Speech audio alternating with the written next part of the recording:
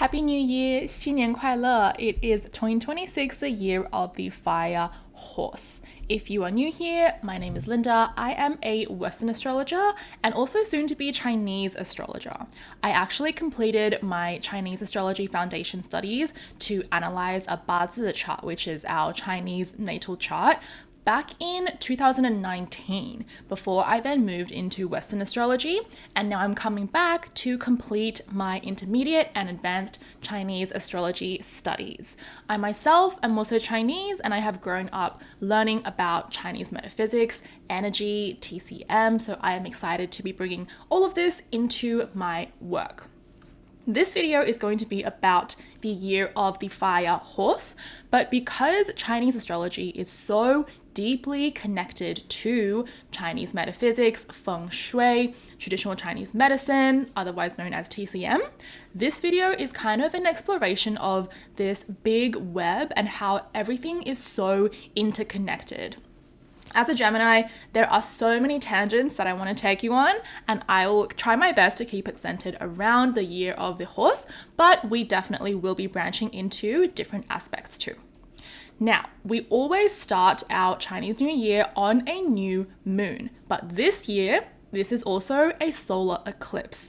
And in Western astrology, eclipses are huge cosmic course correctors, if you will. They bring fated energy, things that are meant to happen, that are meant to take you or bring you back onto your path. So as a new moon, this is also a new beginning. So we have already a lot of this big energy that feels fated in the start of this new year.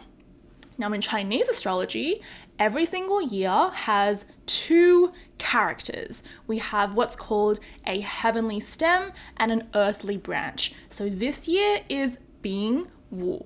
Our heavenly stem is Bing, and then our earthly branch is Wu. Both of these characters have an element assigned to them, and the combination of elements for every single year indicates the energy and the possibilities that this year will bring. So Bing and Wu are both fire and they're both yang. Now, in terms of our years, we always cycle through a yin year and then a yang year. So last year was a yin year, this year is a yang year, and both of our characters happen to be fire. So yang fire is like the sun. It is hot, it burns, it is very intense. Whereas yin fire is more like a candle's flame. It's a softer type of fire. So fire rules the season of summer, or more specifically, the first 72 days of summer. So just under the first 2.5 months of summer. So it is that time when everything feels like it's at its peak, especially energetically. There is so much energy. Of course, with the sun bearing down on us, it is so hot, so intense. So that's the kind of energy that we are working with. I need to give a really important disclaimer. In this video, I will be speaking in broad metaphysical and energetic terms based on Chinese astrology and also traditional Chinese medicine philosophy. This is not a substitute for professional medical, psychological, or health advice. If something within this video resonates with how you are currently feeling in terms of your physical body or your health, please go and seek support from a qualified TCM practitioner or licensed healthcare provider that you trust and can really look at your body and what's going on for you. Another thing is that astrology always presents potentials. My intention is not to create fear, but I also don't want to bypass the more challenging themes that can arise. And on that note, every single year will bring challenges. So I really want to share both the supportive possibilities and also the more difficult or challenging possibilities, so you can really approach this year with more awareness, more discernment, and more personal responsibility to understand how to go about or to navigate this year. All right, so our yang fire year, our double fire year of 2026, this is an overarching year or an overarching energy that we are going to be moving through this year. But I do want to talk about what this energy is like if you are ruled by it in your natal chart. So in Chinese astrology, our natal chart is called our Bazi, which literally translates to 8 characters. So we have a year, a month, a day, and an hour pillar. And each pillar contains 2 characters, again, our heavenly stem and our earthly branch. The top character, our heavenly stem for your day pillar, that is the element or the energy that you are ruled by. This is also why this video is not about what this year is going to be like for each zodiac animal, because how it's going to affect you is so much deeper than just the zodiac animal year that you were born in. You really have to look at it from the lens of your Bazi chart or your natal birth chart.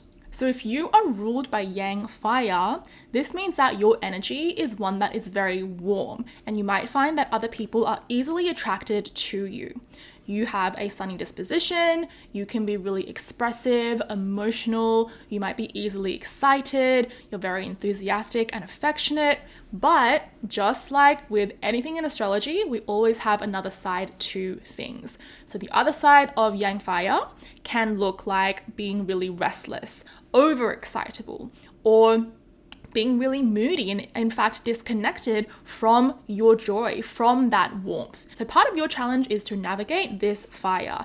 Is it burning well? Is it burning in excess? Or is it being suppressed? Is it not burning enough? And part of this challenge also is how do you stay grounded? Because fire, it can be so easy to just spread.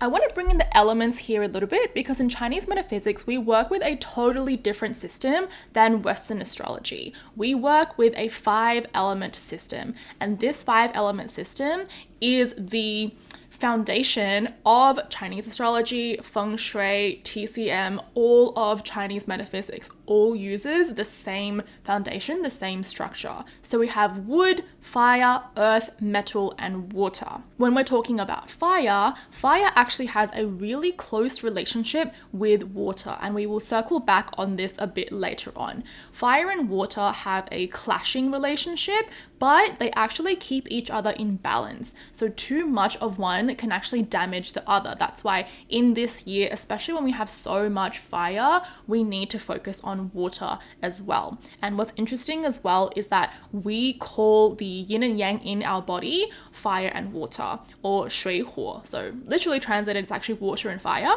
but fire and water, these 2 elements are how the Chinese talk about what is happening in the body, the balance of yin and yang. Out of all of the 5 elements, fire is the most yang because of how easy it is to move and expand. Again, like I was talking about before, if it's not grounded though, it can easily go out of control. Just think about a bushfire and how rapidly it can spread. So fire can be contained and grounded by earth as well as water. And I want to focus specifically on water, which again, we will go into a bit later on when we dive into more of like the health related topics. In terms of the general qualities of fire, this is heat, this is expansion, this is expression, warmth, illumination, joy, compassion. It is this active life force that we feel, again, especially when it is summer and everything is at its energetic peak. Now let's go through some of the positive and also negative qualities of this fire element. Positives first. So a positive quality of the fire element is being connected with your spirit. And I'll spend some more time on this because this is a huge topic, not just for this year, but also this 20-year period that we are currently in. So this relates to self-love, a strong understanding of yourself, and also how do you fulfill and fill your inner world? How do you make sure that your inner world is not empty and you don't have that inner emptiness that you might seek to fill through other means, some of which may not be the healthiest for you. Fire is also happiness. It is being friendly and humble and being able to feel joy and excitement, especially excitement, because fire is such a vibrant and energizing energy. I want to just touch on yin and yang for a second here as well, because yin and yang is not just about light and dark. It is also the concept that too much of something can actually hurt you in the end. It can actually end up being damaging. So when it comes to fire, this feeling of excitement, if you get too excited too easily, this overexcitement can end up actually weakening the energy of your heart. And your heart is the organ that the element of fire rules. Now, speaking of the heart, having healthy and balanced fire also means that you are able to be really open and open up to someone and speak openly from your heart, because it rules your ability to be compassionate. It rules your willingness to open up to someone else, to love, and to be vulnerable. That's why joy comes in here too. Experiencing joy from love, from unity, from being connected to community. And this is also where being able to receive and to give love comes in, as well as other emotions, but specifically love. This is the yang function of the heart. Now, when it comes to negative qualities, this is what can be present if you have too little fire, too much fire, or fire that is too suppressed. If you resonate with any of these qualities that I am about to explain, just know that there are always ways to improve your fire energy. This is where your free will comes in. Astrology is not predictive and it is not causal. This is a philosophy that I carry both in Western astrology and Chinese astrology. Astrology is reflective in its nature. If we resonate with certain qualities that we don't want to embody, that's astrology reflecting back to us what we need to then work on, what we need to then transform. As a side note as well, a lot of fire energy is about alignment and alignment with spirit. So if that is something that you want to work towards and work on, it's not just going to be handed to you. It's not like, here you go, here is the alignment that you've been looking for. What you are going to get handed is what is not in alignment, because then you can transform that and step into deeper alignment. So if there are things that are not aligned, look at it from the perspective of, okay, this is what I have to change or to transform. And you always have free will. This is how I analyze all my charts. And this is also why my clients will always walk away feeling more empowered, whether they are just with me for a single session or whether we are doing some longer term work. So in terms of the more negative qualities of fire, first up, we have a lack of connection with your spirit or your higher self. So this is the sense of inner emptiness I touched on a bit earlier. And again, we will talk about it some more later on as well. A negative quality of fire can also come through smoking. If you are lacking in fire or your fire is weak, you might actually be easily attracted to or drawn to smoking, because smoking is dry heat and it helps to actually give you some fire. So sometimes it's not just the nicotine that is hard to give up, but actually how smoking is actually balancing your fire energy. It's actually giving you some more fire energy. Lack of fire energy can also come through lack of mental clarity or feeling mentally scattered. So this also then ties in with anxiety, depression, other potential mental disorders too. Unhealthy fire can also show up as struggling to laugh or struggling to feel joy or feel a sense of passion for whatever you love to do in life or for life itself in general. If you have too much fire, this can show up as an active nervous system, or not an active one, but an overactive one, a very active nervous system. So you might have trouble sleeping, you might feel easily irritated, or you might be someone who is a bit more pedantic and a bit more wanting to impose your beliefs onto other people. You feel like you have to be right and everyone has to agree with you and they have to believe the same things that you believe. So it's that kind of forceful, intense kind of energy really coming through. Since fire rules the heart as well, unhealthy fire can also show up as heart problems, and we will kind of touch more on this when we get into the philosophy behind TCM and the element of fire.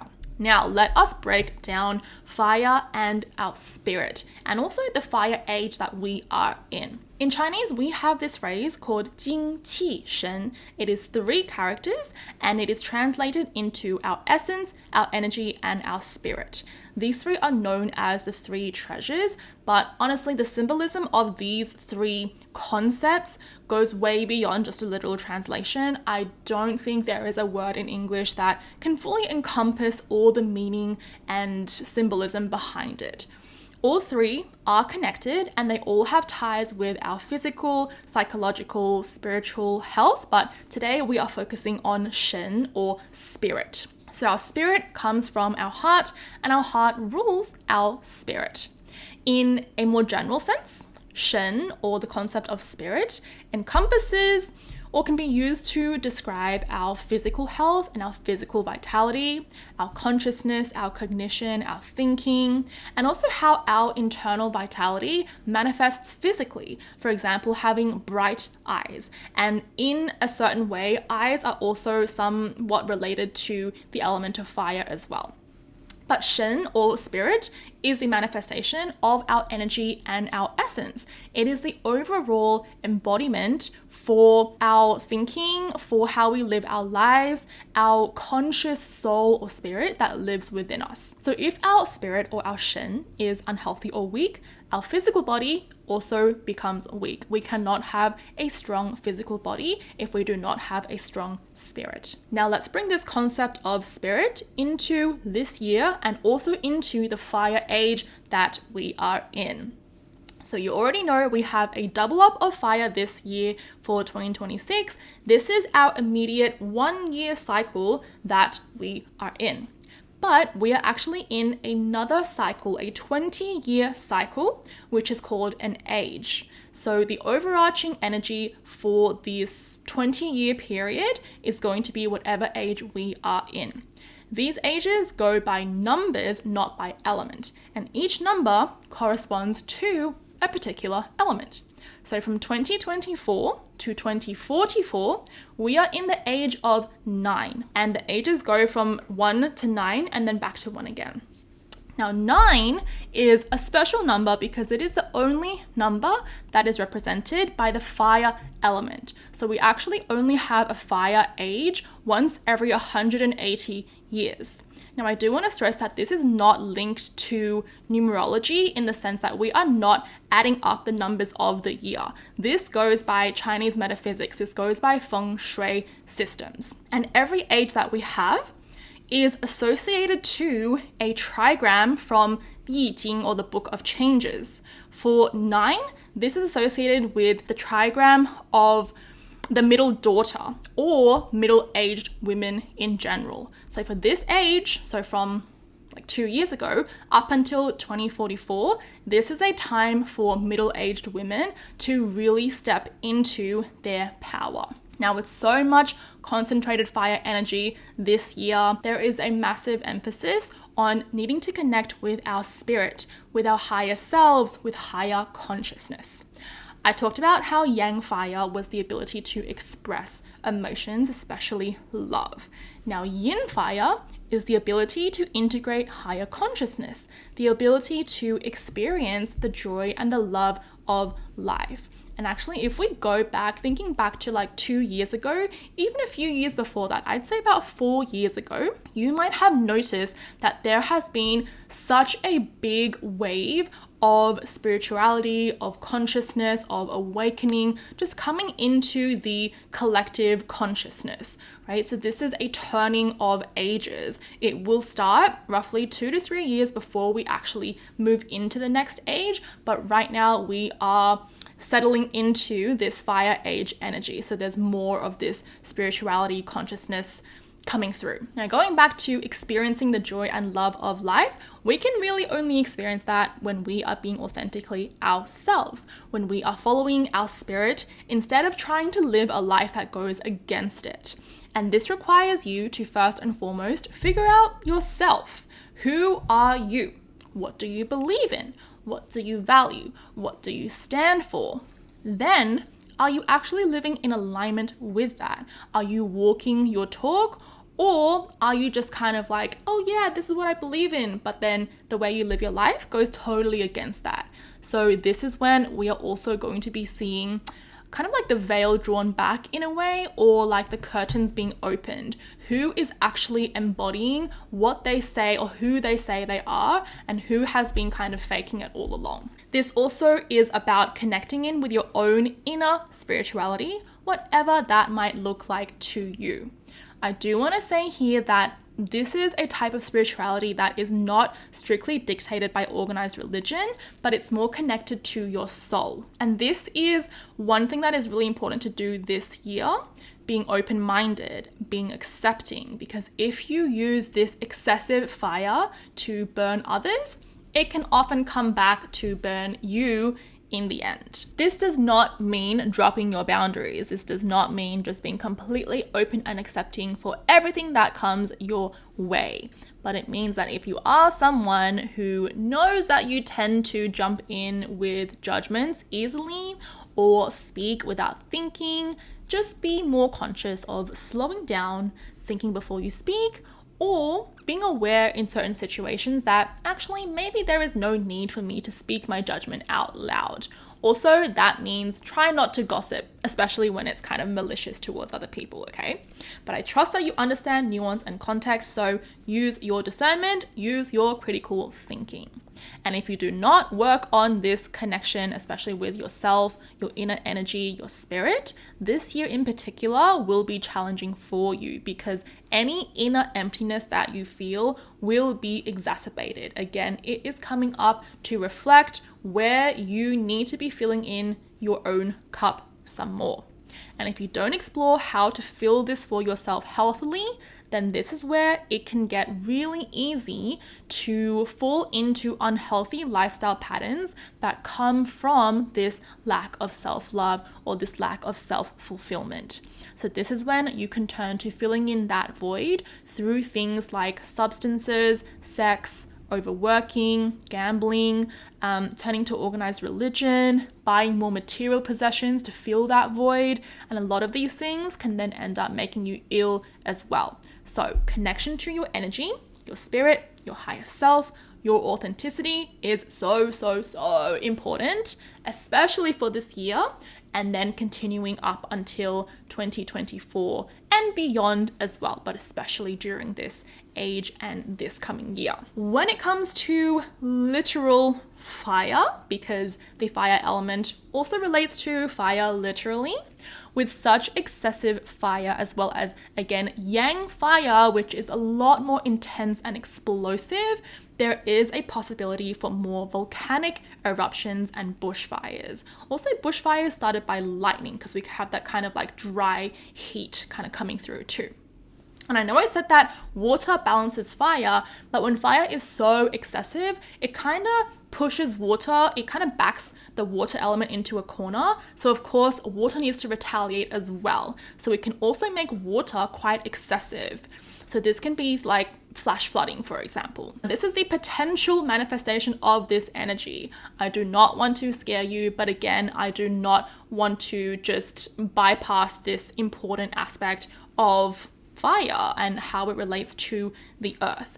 I know that this does sound scary, but I at least want you to have the awareness that this is a possibility. So if you are traveling, just be a little bit more mindful of what destinations you want to pick for yourself this year. It's just giving you a little bit more awareness for that. Finally, I want to circle back to the relationship between fire and water in our 5 elements, and also bring in some TCM, philosophy, and health and wellness tips that you can implement this year.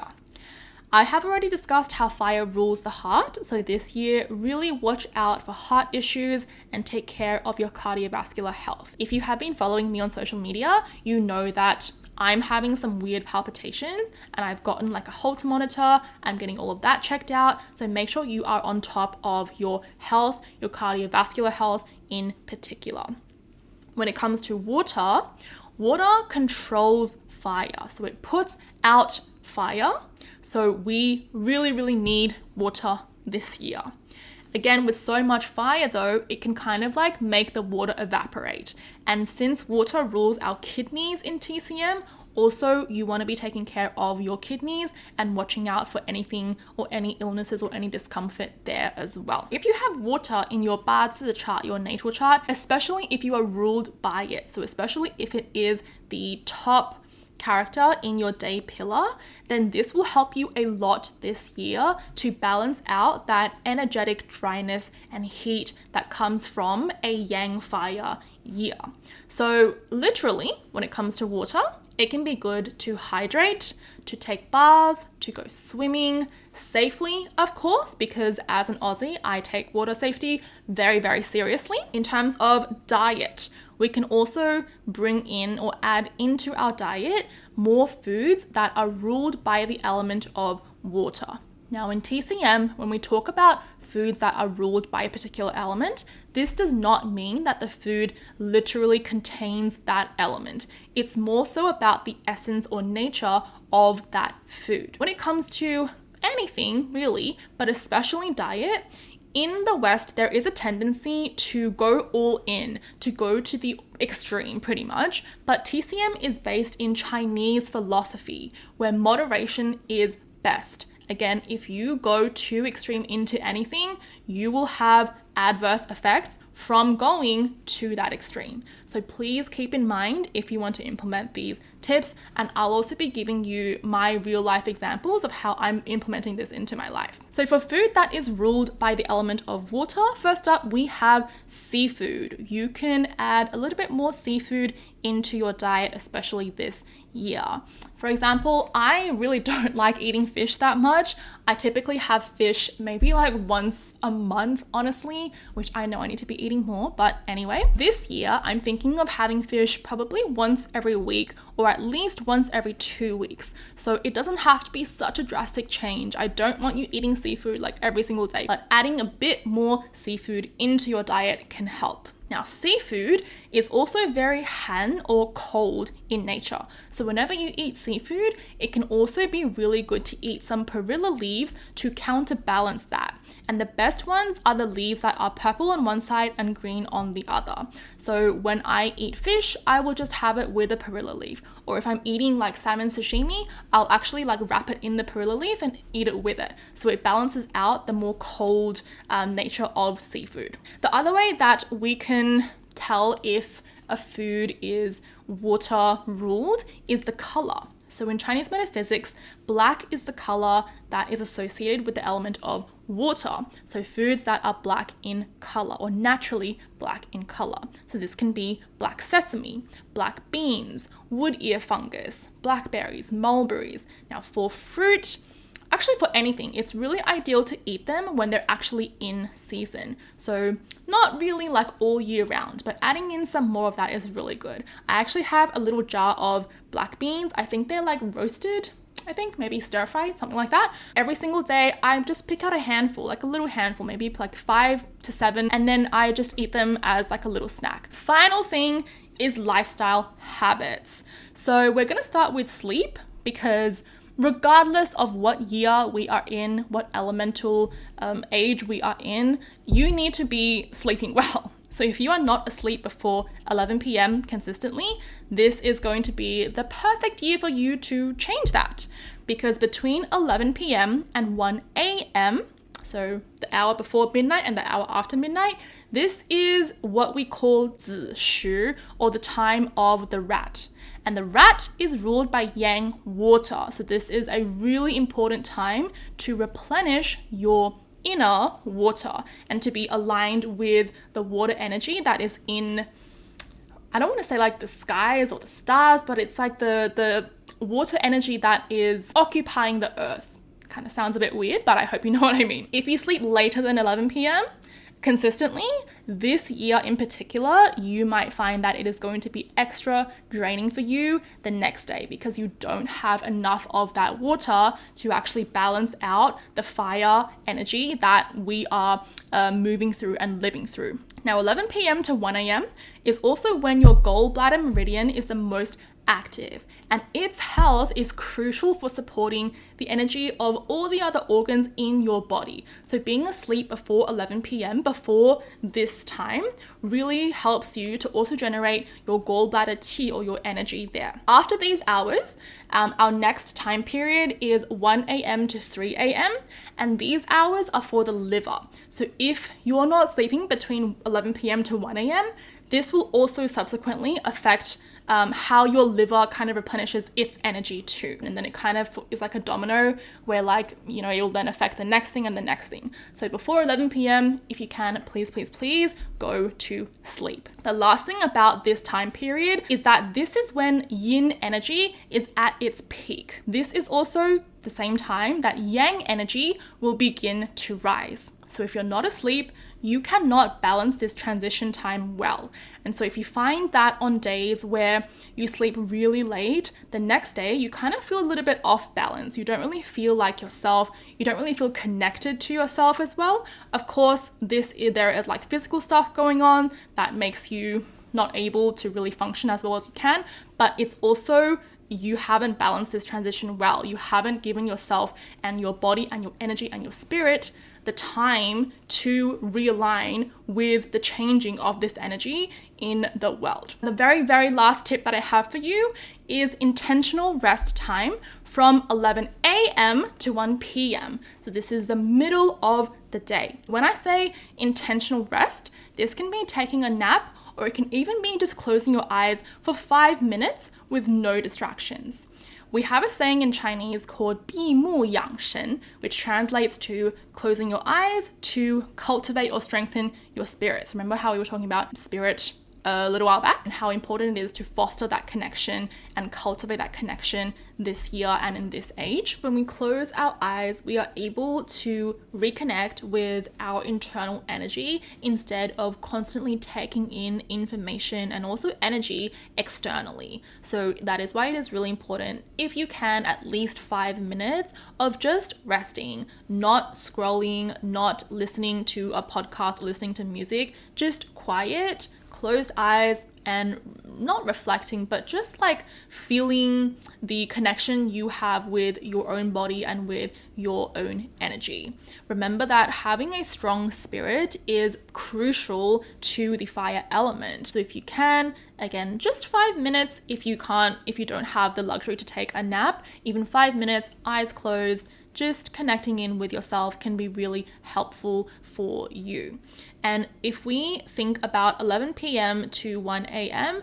being the time when yin energy is at its peak, then the reverse of that is when yang energy is at its peak. So 11 a.m. to 1 p.m. is when yang energy is at its highest. It's also when yin energy starts to rise. So this is another one of those transitional times or balancing times, and that's why, again, just giving yourself a little bit of rest time during that period can be really helpful for balancing that yin and yang energy energetically for yourself and also within your body. So this brings me to the end of my analysis for the year of the horse. I would love to hear anything that you found interesting or any questions that you have. Leave me a comment below. And as I continue my Chinese astrology studies, I am definitely going to make more content on it. So make sure you are subscribed here, and you can also follow me at Linda Alignment on Instagram and TikTok.